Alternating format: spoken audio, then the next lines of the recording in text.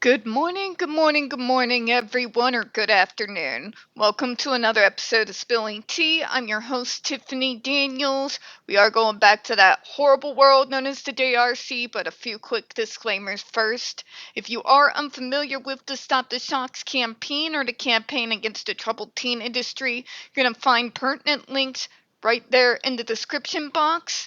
Included in there is Neuroclastic's article where they interviewed over 800 ABA professionals in regards to the JRC's so-called behavior modification program. Please go ahead and read through it, because if the JRC is so scared that they are willing to threaten a very small non-for-profit that is not even pulling in $12,000 per year, then there's something in there they really don't want you to know. Please read it.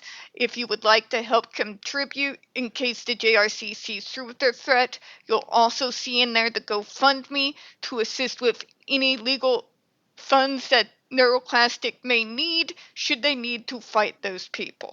Alright? When we speak about places like the Judge Rotenberg Educational Center or Agape Boarding School, you're going to hear vivid descriptions of and catch clips of surveillance footage of people with mental health issues and disabled people being tortured and abused. If you do have young children present, utilize the headphones. This channel is marked not for kids for a reason. There is occasional profanity, as well as the fact that we do speak on dark subjects. If your child is 16 and younger and watching, parental supervision is something that is very much advised. When we are dealing with the Judge Rotenberg Educational Center, you are going to be dealing with essentially the gaslighting capital of planet Earth. You are going to see victim blaming taken to a level that I didn't even know actually existed. You are going to see them essentially feather those poor kids and just do character assassination after character assassination. They do these things because they want you to pull you out of your logical mind and push you towards having an emotional response. Because if they can get you into emotional response, then it's unfortunately a lot easier for them to be able to manipulate you. So just be prepared for that. And as usual, I will point out every single elephant in the room that the JRC has consistently dodged over and over and over again. You're going to have me repeating myself multiple times on things I have already said a billion times, because the JRC also repeats themselves over and over and over again while continuing to never address any challenge in regards to the stupidity that they spew out. Alright, so, been warned. Now, this morning I thought I was going to be going on to the next paragraph. Well, it turns out there's another little something that I missed. So this is going to be the third video addressing the same paragraph. Let me show you exactly what we mean here, okay? So this is RAG, right? We've been going over that situation. And there's a few things that I noticed while reading through that statement again. So, where was it that I saw that?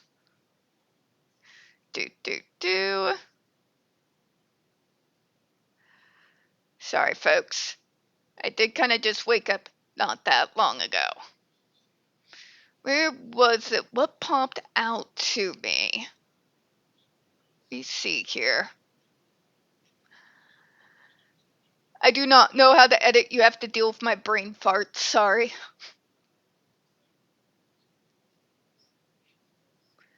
Okay, yes. The less intrusive in regards to treatment programs. This is the most idiotic thing to say in regards to the GED device Bar none. Bar none. We're still dealing with people who do work in this field in spite of condemning the JRC that just literally goes with and doesn't challenge this so-called less intrusive intervention. Let's talk basic facts here. What do we know about electricity? We're going to start with the police taser. The police taser usually works at about around 3 mph. I'm probably getting that term wrong, but that's about where it runs, right? So, when police use the stun guns or the tasers, what is the impact that those weapons have on the perp that is being chased? Surely, especially if you're Gen X, you remember those Cops episodes. It drops the suspect, doesn't it? It causes their muscles to seize up due to the electrical current that has just been sent into their body. It takes away one's ability to be able to control their own muscles. And a lot of times the electricity will seize those muscles up. You can't move in a way that you're wanting to move. The muscles have been directly affected by the electrical current that has just been shot through the person. Okay? That is the effect of a singular police taser or stun gun. Usually, when we are talking about those specifically, it's not like the GED device. There is a singular link, one area in which the electricity is pushed through and into the human body. So, just from that alone, we can realize quite clearly that using electricity in that particular way on the skin, you can never claim whatsoever that that is not intrusive. Because if you're trying to make that argument, you are either the stupidest person that has ever crawled out from underneath a rock on planet Earth, or you are a liar, a monster, and a sadist. And I'm afraid, considering the things we are talking about, there's no real in between there.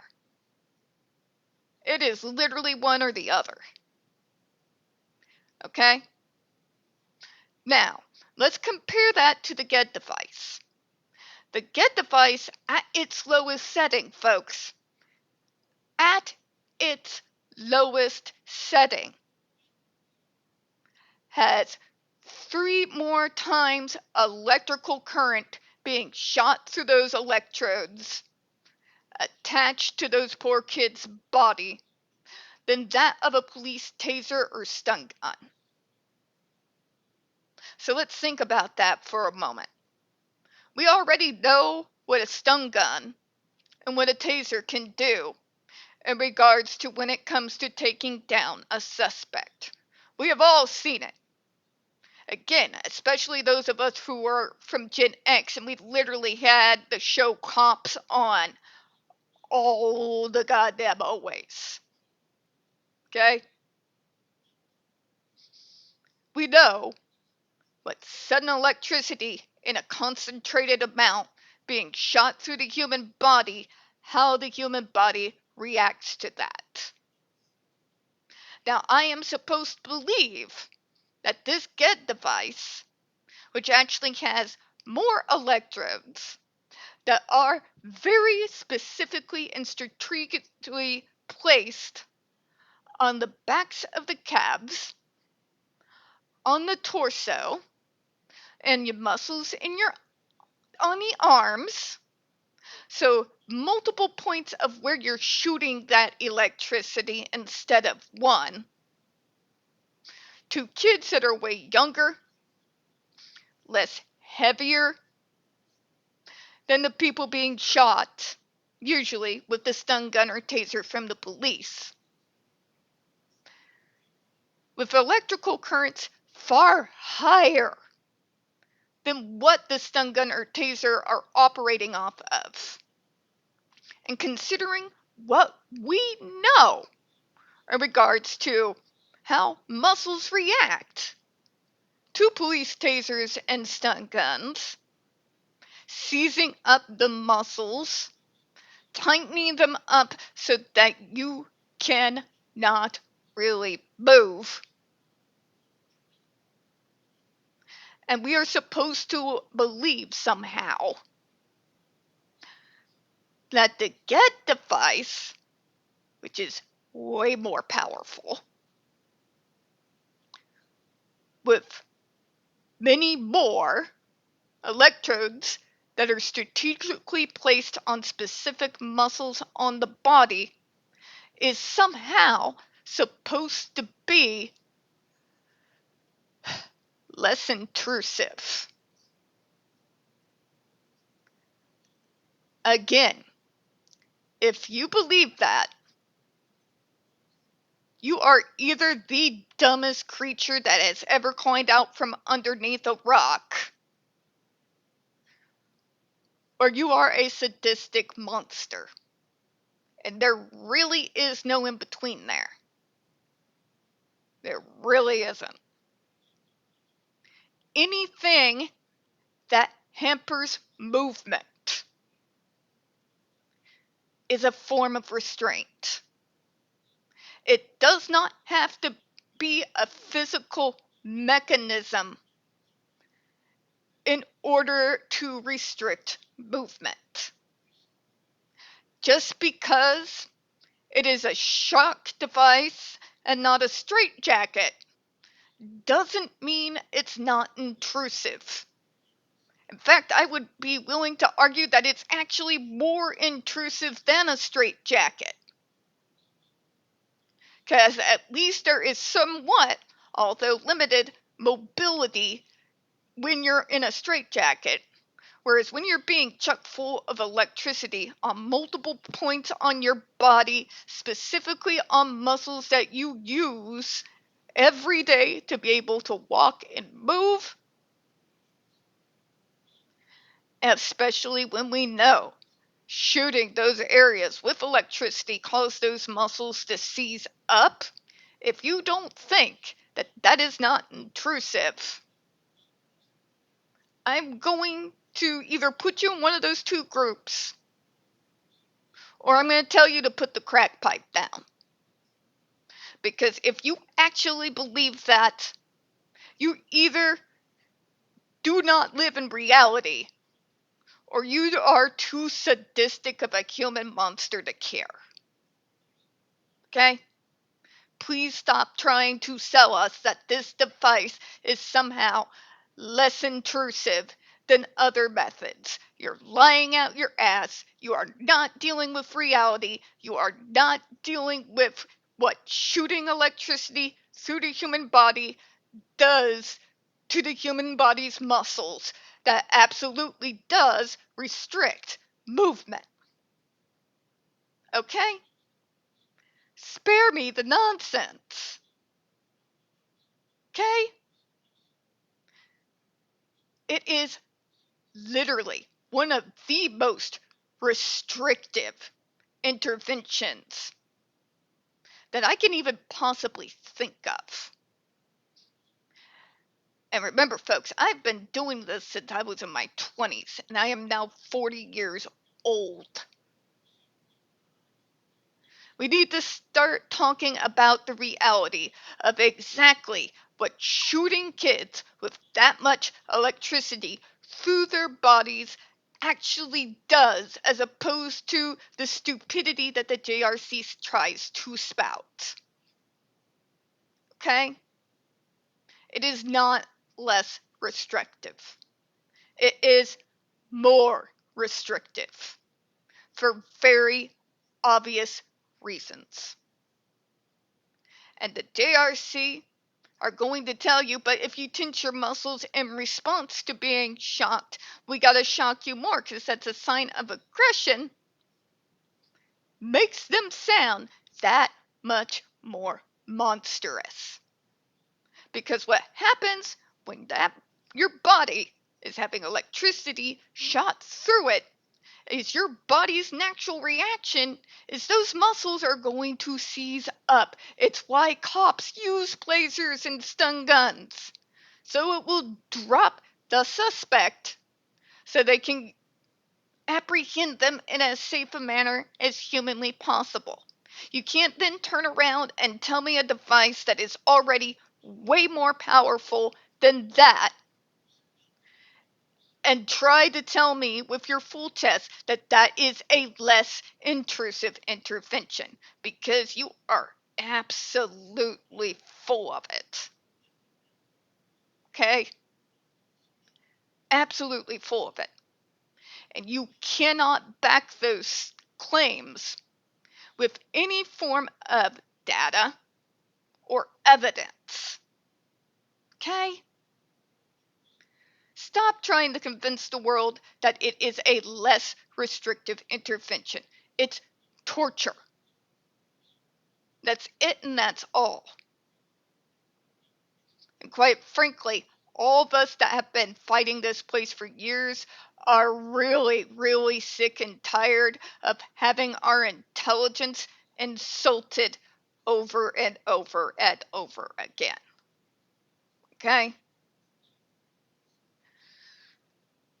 God. And I also noticed they never tend to try to defend that. There has been many times when that fact I just told you has been brought up at the JRC through one of the many lawsuits that they have been slammed with. They have yet to date ever addressed the reality of what I just told you, but instead continue again to repeat themselves while not addressing any single challenge at all in regards to their program. Okay? Yeah. Less restrictive, my ass. Alright? Jeez. Now, we have already gone over multiple times that there was no significant change even though all these interventions are tried. I can tell you why they didn't work. And it's not because that kid needs to be stuck on a torture device. It's because, for some reason, out in Massachusetts, there is a massive failure as far as guiding parents through the service system in the best way that is going to help their child. There is literally no one there. There is no one to walk them through. They are getting shoved into early intervention with their kid being at ages as low as 3 before a full functional behavioral assessment is even addressed and dismissed. Anything's going to fail if you do not have the correct information in front of you to help you make the best educated decision you can in regards to what type of treatment program is going to work best for your kid. If you do not have that data in front of you, then that poor kid is going to keep getting passed down, passed down, passed down, passed down until finally they enter this hellscape. Okay? No foundation means no success. Let me say that again for the people in the back. No foundation means no success. Also, programs that are built off the punishment model, more often than not, are failing in multiple areas, in particular in regards to those behaviors. These folks are not being taught self-soothing techniques. They are not being taught alternative behaviors and ways of communicating. They are not being taught in the way that I was, where if it is really that bad and you need to knock the shit out of something, that it is completely okay to get a kickboxing body bag or a punching bag so that you're getting exercise, you're getting out that aggression, and no one's getting hurt. Yeah, you know, you can't have success if you don't know what's wrong. If you do not understand what those triggers are and why it is getting your kid to act in a certain way, and there is no one to help you address and get to the bottom of what those triggers are, then it's a never-ending circle of torture and abuse, masking for a long period of time. After that period of time, out of sheer exhaustion and just not being able to keep up with it all, the mask drops, the behaviors come back, and they are worse than they were previously. You get tortured again, and it's the same ever-going, ending circle. That's why punishment models don't work. You're not giving them anything else. You're forcing them to mask and leaving all their issues uncovered, unworked on, and left to fester. Now, those of us who've been in the mental health field as well as this field are able to wrap our brains around and understand if you keep suppressing shit, eventually the dam's going to bust. And speaking from personal experience, when it busts, it can be damn near apocalyptic to those of us who are dealing with it. We're going to go ahead and close on that this afternoon, folks. We don't get very many views on this channel. The few we do get do indeed tend to get removed from time to time. So please don't forget to hit the like button, hit subscribe. Don't forget to utilize the comments. I appreciate your time. As always, folks, we here at Spilling Tea do hope you have a good one. I'll see you all later. Bye-bye, everyone.